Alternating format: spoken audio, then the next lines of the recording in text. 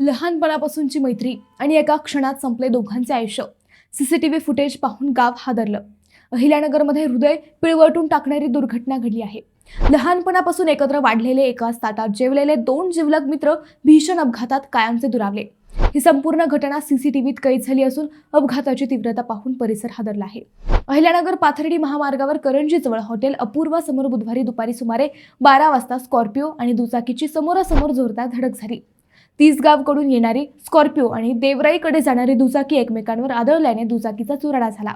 या अपघातात सोमनाथ माणिक पालवे वय 32 आणि किरण रामकिसन कारखिले वय 27 राहणार त्रिभुवनवाडी तालुका पाथर्डी यांचा जागीच मृत्यू झाला. दोघेही सामाजिक कार्यात सक्रिय आणि अविवाहित होते. अपघातानंतर पोलिसांनी सीसीटीव्ही फुटेज ताब्यात घेत तपास सुरू केला आहे.